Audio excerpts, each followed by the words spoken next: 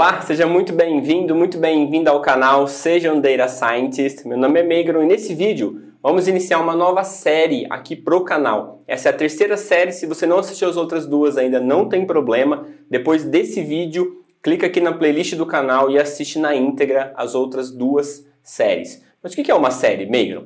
Bom, uma série é uma sequência de vídeos que eu chamo de episódio, onde eu consigo me aprofundar em diferentes aspectos do mesmo tema. Então eu tenho um tema central e eu consigo falar de diferentes aspectos com profundidade do mesmo tema. Eu divido isso em episódios. Essa série em especial foi bastante desafiadora para eu produzir aqui para você, porque é um assunto de interesse da maioria dos cientistas de dados, principalmente dos iniciantes, que ainda estão pesquisando em relação a essa profissão para saber se fazem uma migração de carreira ou não. E apesar disso, tem pouquíssimas informações a respeito desse tema. Então eu tive que ler bastante documentação, tive que ler bastante relatório, conversar com muitas pessoas do mercado para poder trazer uma informação acurada aqui para você que realmente reflita o tema que eu estou trazendo aqui nessa série. E por falar em tema, o tema dessa série é a ciência de dados no Brasil, onde em 6 episódios eu quero trazer uma perspectiva, um panorama geral de como é o mercado brasileiro em relação à ciência de dados. Então eu quero falar realmente sobre o mercado da ciência de dados no Brasil, por que o cientista de dados ele é um profissional tão cobiçado pelas empresas hoje em dia, e aqui nesse episódio vai ser bem legal, porque eu vou trazer uma visão completamente diferente de tudo que você já viu em relação a esse tema. Quero falar também sobre a média salarial paga para os cientistas de dados, por que não tem uma homogeneidade em relação aos requisitos para esse profissional. Qualquer empresa que você vai, os requisitos são completamente diferentes. Como que a gente faz para navegar em toda essa confusão que é gerado pelo buzz em torno dessa profissão, principalmente pela mídia e pelas próprias empresas também que ainda não entendem como o profissional funciona. E por fim, quero mostrar um caminho sobre como a gente se prepara para essa profissão sem ficar iludido com esses requisitos mirabolantes que são requisitados pelas empresas. Bom, e nesse primeiro vídeo eu quero falar sobre o mercado da ciência de dados no Brasil. Como que é o mercado brasileiro? Tem perspectiva de crescimento? Não tem perspectiva de crescimento? É apenas uma bolha? É apenas uma modinha? O que realmente é a ciência de dados aqui no Brasil? Então, se você gostou da ideia, se inscreve no canal, deixa seu like e bora ver esse primeiro episódio.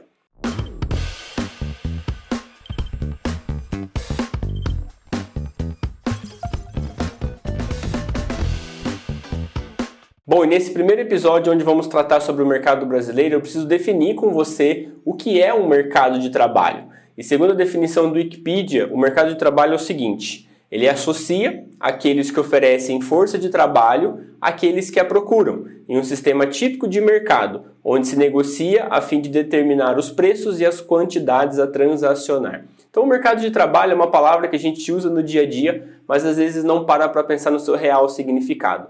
O mercado de trabalho é basicamente constituído de duas partes: pessoas com habilidades específicas para executar determinadas tarefas e empresas que precisam dessas habilidades e estão dispostas a comprar um certo número de horas dessas pessoas. Então a relação entre essas duas entidades, digamos assim, formam um mercado de trabalho.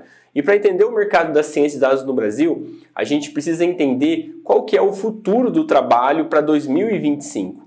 Se a gente enxergar 4 anos à frente, qual que é a expectativa do mercado de trabalho? Ou seja, quais são as profissões que estarão em alta, com alta demanda? Quais são as profissões que estarão em baixa, que são redundantes ou as atividades foram automatizadas por sistemas em nuvem, por exemplo? E se a gente entender quais são as habilidades necessárias para exercer essas profissões, a gente vai ter um panorama futuro geral sobre quais serão as principais demandas em relação às habilidades e profissionais no mercado, e com isso a gente consegue se preparar desde já. E para trazer um pouco dessa perspectiva do futuro do trabalho, eu trouxe aqui uma pesquisa que foi realizada pela World Economic Forum, que é basicamente uma organização sem fins lucrativos que reúne os principais líderes empresariais e políticos, assim como intelectuais e jornalistas selecionados para discutir questões mais urgentes enfrentadas mundialmente. Então a World Economic Forum acontece na Suíça e eles têm diversas pautas. Eles reúnem várias empresas de todos os países, inclusive líderes políticos, intelectuais sobre os assuntos e jornalistas, para discutir o que eles estão imaginando para o futuro de suas empresas. E uma dessas pautas é o futuro do trabalho, é o The Future of Jobs Report. Então, todos os anos eles liberam esse relatório. Esse aqui é o de outubro do ano passado, que reflete esse ano que nós estamos de 2021. Provavelmente mês que vem eles vão soltar o de 2021 relacionado a 2022. Nesse relatório, é um relatório de 163 páginas que eles dividiram em 3 categorias. Então, eles fazem um raio-x sobre o mercado de trabalho mundial e como a pandemia impactou as relações de trabalho no mundo. Depois eles dividem a segunda parte sobre previsões de como será o futuro do trabalho. Profissões que estarão em alta, profissões que estarão em baixa e quais são as habilidades mais requisitadas pelos profissionais. Tudo isso embasado nessas conversas e pesquisas que eles têm com as principais empresas de cada país.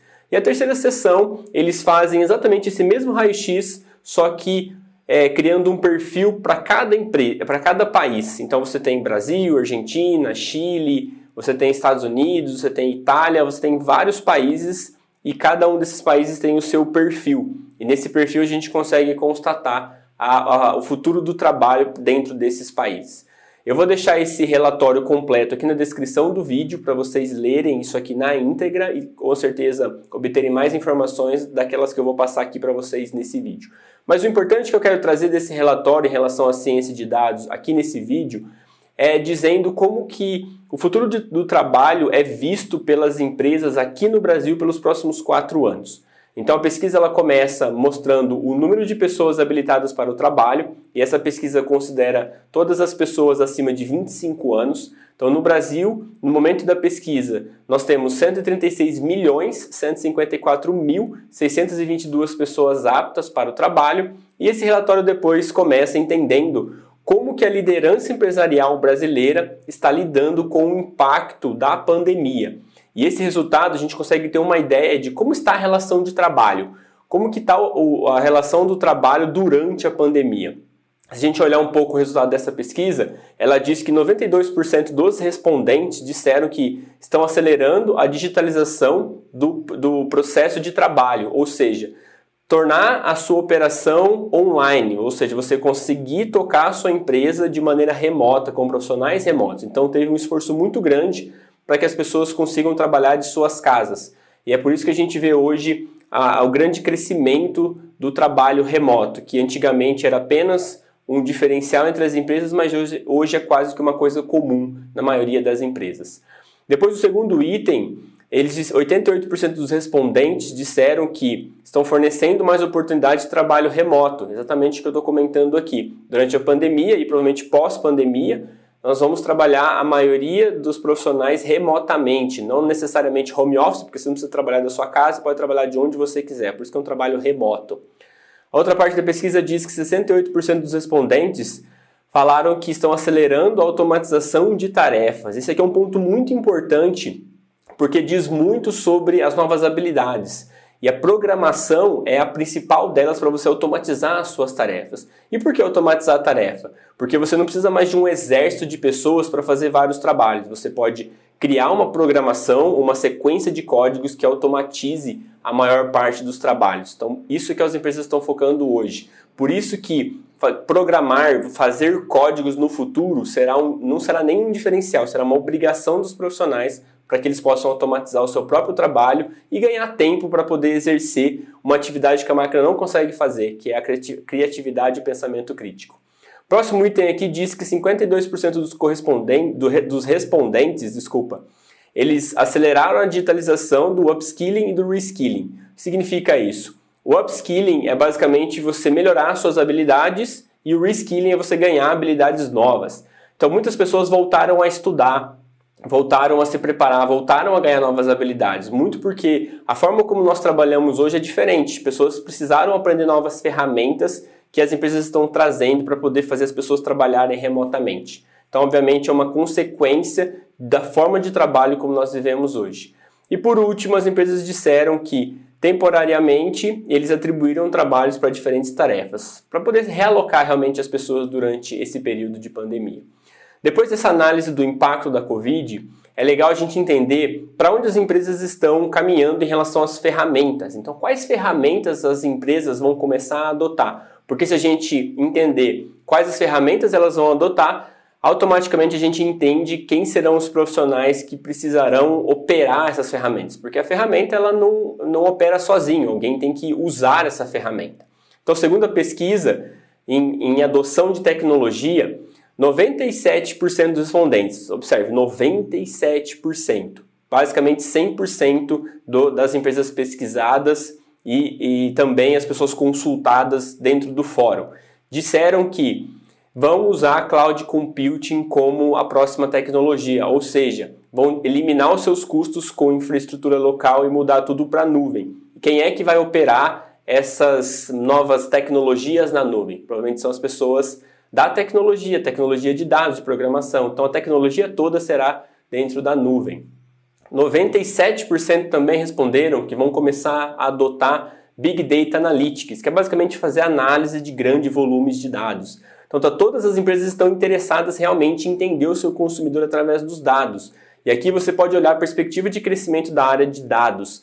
Eu estou falando de todos os profissionais de engenharia, ciência de dados, análise de dados, machine learning engineering e qualquer outras peças que virão dentro desse grupo de profissionais que trabalham com dados. Então vai haver um crescimento muito grande ainda sobre a análise de dados, porque as empresas estão demandando isso. O terceiro item é 94% dos respondentes disseram que o Cybersecurity Encryption, né, que é você encriptar e fazer segurança dos dados, será bem relevante. O uso de inteligência artificial, como por exemplo Machine Learning, redes neurais e NLP, 94% dos correspondentes, está aqui mais uma evidência de como o cientista de dados será importante pelos próximos 4 anos no Brasil, tá? Lembrando que esse aqui é um perfil do Brasil.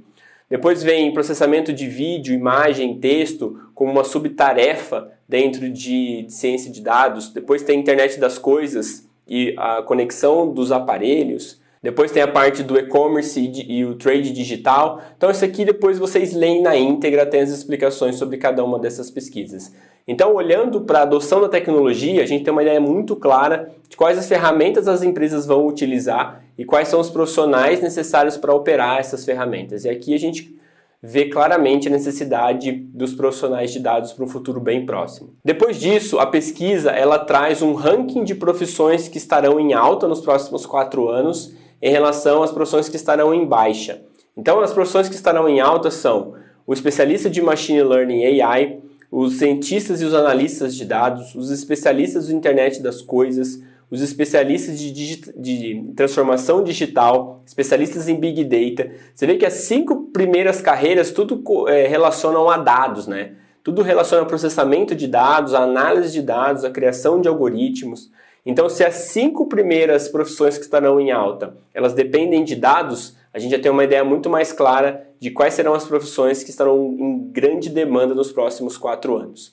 Em relação às profissões que estarão em baixa nos próximos 4 anos, nós temos aqui o accounting, se eu não me engano, é a parte de contabilidade, o bookkeeping, que são as pessoas que fazem agendamento, e o payroll, que é as pessoas que processam folha de pagamento. Clerk são essas pessoas que fazem isso, certo? Então essas profissões, eles chamam aqui de redundante, porque muito provavelmente existe alguma ferramenta ou alguma outra profissão que já faz esse trabalho. Então você tem 2 profissões distintas que fazem a mesma tarefa, por isso que elas são redundantes. A segunda aqui é o Data Entry Clerks, né, que são as pessoas que imputam dados manualmente. Você tem os trabalhadores de fábrica e os montadores, muito provavelmente vão ser substituídos por robôs. Você tem as secretárias executivas e administrativas, você tem os mecânicos de manutenção, você tem aqui as pessoas que guardam materiais no estoque, e a gente pode ver exemplos da Amazon, que tem aqueles robozinhos que fazem todo o gerenciamento do estoque. Então essas são as profissões para a gente ficar de olho, que estarão com baixa demanda, porque serão redundantes nos próximos 4 anos. Depois disso é legal entender, já que nós sabemos um pouco, temos uma ideia das profissões que estarão em alta, quais são as habilidades necessárias para exercer essas profissões. E assim nós conseguimos nos preparar para poder exercer essas profissões. E o ranking de habilidades emergentes são as seguintes. A primeira e a mais importante, que eu achei muito legal quando eu li essa pesquisa, é estratégias de aprendizado e o aprendizado ativo, ou seja, você precisa aprender a aprender, você precisa trocar o pneu do carro com ele em funcionamento. Ao mesmo tempo que você está resolvendo um problema, você precisa aprender como resolver aquele problema. E para isso não tem mágica, tem uma estratégia, tem habilidades. tem uma maneira de você aprender coisas rápidas. Por isso que eu sempre falo aqui para vocês, método cíclico, aprendizado rápido, essas coisas que serão habilidades importantes. Porque o mundo vai se mover tão rápido com o uso da tecnologia que é impossível você demorar um tempo muito longo para se preparar e depois entrar no mercado. 4 anos de universidade é um tempo muito grande se você está migrando de carreira, por exemplo. Você precisa aprender mais rápido do que isso para poder se preparar e aprender as novas tecnologias que virão. A segunda habilidade emergente é a inovação e o pensamento analítico, ou seja, conseguir receber uma pergunta aberta e transformar isso numa sequência de passos lógicos para ser executada. Então, se a pessoa te pergunta, Meigaro, como que eu vou aumentar o faturamento da minha empresa em 10%? Você conseguir pegar essa frase, olhar as alavancas da empresa e conseguir montar um plano de execução que seja factível para poder alcançar o objetivo da empresa. Isso é um pensamento analítico. Depois, em terceiro, a gente tem a iniciativa, originalidade, criatividade, que são coisas insubstituíveis do ser humano. A máquina ela é muito boa para repetir tarefas, mas ela não tem capacidade nenhuma ou está anos-luz da capacidade do ser humano de pensar, de inovar, de ter ideias criativas. Depois tem a influência social e a liderança, inteligência emocional, análise e pensamento crítico. Então, mais uma habilidade aqui relacionada à análise e pensamento crítico. Depois, o problem solving, né? A resolução de problemas complexos. Então, você ser capaz realmente de resolver problemas complexos. Então, são algumas das habilidades que que vão compor esse ranking de profissionais emergentes pelos próximos 4 anos. Então a gente olha aqui que as 5 primeiras também envolvem análises, pensamentos críticos. Então é mais uma evidência, é mais um sinal de que as profissões relacionadas à tecnologia de dados estarão muito em alta aqui no Brasil nos próximos 4 anos. Bom, depois para finalizar a pesquisa, eles falam um pouquinho sobre quais são as habilidades existentes hoje que precisarão ser melhoradas? Então, influência social, liderança, inovação, pensamento analítico, estratégias de aprendizado e aprendizado ativo, aparece aqui de novo. Nós temos aqui também programação e tecnologia de design. Olha isso que legal. A programar, né, você criar códigos para automatizar suas tarefas, vai ser uma habilidade requerida, como por exemplo o inglês é hoje. Então todas as profissões exigem inglês e eu tenho total certeza de que a maioria das profissões ou todas elas vão exigir que o profissional saiba programar para poder automatizar suas próprias tarefas e entender a maioria das ferramentas. Então programação é extremamente importante. Depois eles mostram aqui também dos respondentes quais são as habilidades necessárias para realmente fazer esse shift, né? Para fazer essa troca do que é esperado pelas empresas pelos próximos 4 anos em relação do que nós estamos hoje. Então, 97% esperam que as pessoas procurem automatizar o seu trabalho, aqui em volta ao tema da programação. As pessoas pretendem fazer um retreino dos empregados, dos trabalhadores, dos colaboradores, né? Então, a maioria das empresas vai procurar investir nos seus próprios colaboradores do que procurar novos no mercado. Isso é uma tendência muito forte, porque é muito difícil encontrar profissionais realmente da maneira como a empresa quer. Então as empresas estão fazendo metade, estão olhando metade para fora e a outra metade estão tentando treinar, encontrar talentos dentro da própria empresa. Então, isso vai ficar cada vez mais forte da empresa conseguir treinar ou retreinar os seus próprios funcionários encontrando novos talentos. Eles vão procurar aqui contratar novos colaboradores permanentes com habilidades relevantes para novas tecnologias. Então, só vão entrar no mercado aquelas pessoas que conhecerem as ferramentas da nova tecnologia para exercer aqueles cargos emergentes que a gente já citou. Então, serão profissionais com alta demanda.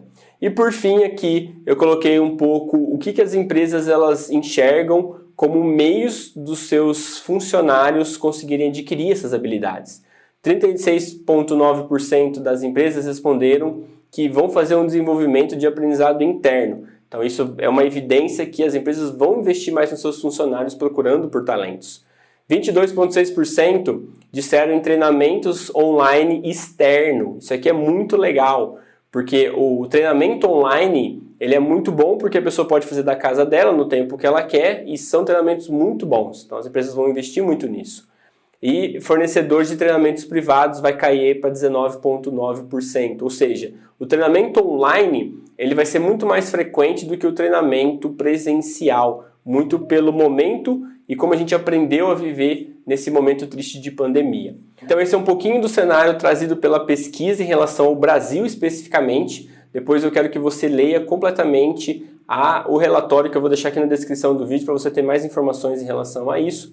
E agora eu quero trazer uma informação importante para você em relação ao atual mercado da ciência de dados no Brasil. Como eu disse para você, não tem muitas informações em relação ao mercado do Brasil, não tem muitas pesquisas abertas sobre isso, não tem muita gente se perguntando sobre isso, talvez por ser uma área nova, por ser alguma coisa emergente ainda, então eu não consegui trazer muitas informações para você em relação ao atual mercado de trabalho, mas a gente pode fazer uma proxy aqui, a gente pode ler alguns números e tentar fazer algumas previsões sobre o mercado. Eu trouxe algumas notícias que eu vi na internet nessas últimas semanas, mas a fonte é sempre a mesma. Então existe uma empresa que faz essa pesquisa e depois ela publica em todos os meios de comunicação possíveis aqui no Brasil. Semana passada, uma empresa de contratação chamada Itera, eles liberaram uma pesquisa que eles fizeram com os próprios clientes, com os próprios candidatos e as empresas que eles ajudaram a contratar, sobre realmente a relação de trabalho em ciência de dados e os outros profissionais de dados. Então, segundo eles, a profissão ela cresceu 485% nesse primeiro semestre desse ano, o que significa que as vagas quadruplicaram nesse mesmo ano e são as vagas de engenheiro de dados, analista de dados e cientista de dados. O que significa que realmente a procura por esse profissional ela está muito alta, que é o que vai de encontro com a pesquisa que a gente acabou de receber. Então essa é a única fonte que eu consegui trazer porque ela é a única disponível, pelo menos a mais atual, de uma empresa que é mais confiável. Então eles usaram 34 empresas como amostra e mais de 4.000 pessoas que foram empregadas para poder realizar essa pesquisa. Eu vou deixar também na descrição desse vídeo o link dessa pesquisa para você ler na íntegra, ele fala sobre os profissionais em si. E depois eu também quero trazer um número muito legal para a gente ter na cabeça, que é o número de vagas abertas no Brasil hoje em relação à ciência de dados. Se você fizer uma pesquisa rápida no LinkedIn, que é o maior portal de vagas do Brasil hoje, se você procurar por cientista de dados e limitar isso dentro do Brasil, você vai encontrar 2.805 resultados. Se você trocar Data Scientist por cientista de dados e filtrar pelo país, pelo Brasil, você vai encontrar 2.432 resultados. Ou seja, nós temos aproximadamente 5.237 vagas abertas aqui no Brasil que estão publicadas. Ou seja, existem outras vagas que elas não são publicadas por uma estratégia da empresa. Algumas empresas não divulgam suas vagas publicamente para não dar uma pista para os concorrentes do tipo de profissionais que elas estão contratando, então a empresa também passar a contratar e a concorrência aumentar e ficar cada vez mais difícil contratar esses profissionais. Então eu estimo que tenha pelo menos a metade desse valor de vagas que não são publicadas por muitas empresas ainda. E essas vagas, onde elas estão? Elas estão dentro de agências ou na mão de headhunters, que são pessoas que procuram por esse tipo de profissional. Então eu tenho uma estimativa de mais ou menos umas 7.000 vagas abertas no mercado de ciência de dados hoje, que é bastante coisa, tá?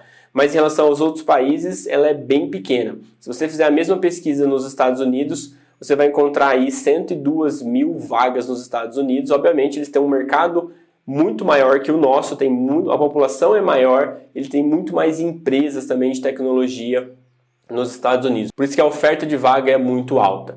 Então no Brasil nós temos aí em torno de 7.000 vagas, o que é um bom número, e a perspectiva de crescimento para os próximos anos é ainda maior. Então dentro dos próximos 4 anos ainda vai haver um boom de vagas da ciência de dados, porque a gente é um mercado que está crescendo ainda, é um mercado que ainda está se formando e está amadurecendo em relação à ciência de dados. Bom, era isso que eu queria trazer de informação para você aqui nesse vídeo, mas antes de terminar, eu quero fazer um resumo sobre os principais pontos desse episódio para que você tenha isso em mente para os próximos episódios. Bom, o mercado de ciência de dados terá uma alta adoção de tecnologia de cloud para dados, ou seja, as empresas vão migrar os seus serviços para a cloud para poder reduzir o custo e ganhar escalabilidade. O segundo ponto é o crescimento acelerado pela pandemia. A pandemia trouxe um aumento do mercado, porque com o trabalho remoto, as empresas não precisam mais contratar os profissionais que estão concentrados em grandes metrópoles. Elas conseguem contratar bons profissionais em qualquer região do país. Isso faz aumentar a oferta de bons profissionais. O terceiro ponto é a automatização do próprio trabalho como habilidade principal. Então, realmente, a programação que possibilita essa automatização será obrigatório, assim como o inglês ele é hoje. Se você quiser ser um profissional acima da média na sua própria profissão, você vai precisar saber programar para poder automatizar as suas tarefas. 4, pensamento analítico, saber receber uma pergunta aberta sem muitos parâmetros e conseguir afunilar isso numa sequência de passos direta para que você resolva o problema o mais rápido possível. E 5, aumento de vagas no mercado brasileiro é uma realidade, é uma tendência. O mercado brasileiro está crescendo, as empresas estão entendendo a importância desse profissional e com certeza as vagas elas aumentarão.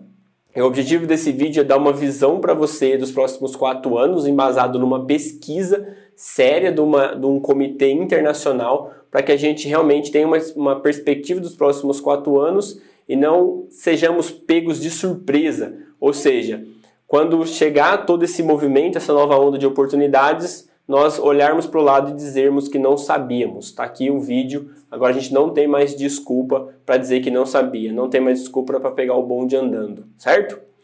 Bom, era isso que eu queria falar para vocês então, nesse nosso primeiro episódio. E no segundo episódio eu quero falar sobre por que os cientistas de dados são tão cobiçados pelas empresas. E aqui eu vou trazer uma visão diferente para você que você nunca ouviu em lugar nenhum. Tenho certeza absoluta que pouquíssimas pessoas, inclusive os próprios cientistas de dados, tenham essa clareza que eu vou trazer para você sobre a relevância da ciência de dados para as empresas. Bom, espero que você tenha gostado desse vídeo. Não deixe de se inscrever no canal, deixar o seu like. E para mais informações lá no meu Instagram, no @Meigron, tem um blog com projetos de ciência de dados de portfólio para você praticar. Também tem um grupo do Telegram, que é praticamente um grupo de estudos para um curso gratuito de Python de programação que eu tenho aqui no canal dentro da playlist. Muito obrigado pelo seu tempo em ver esse vídeo. A gente se vê no próximo episódio. Até mais!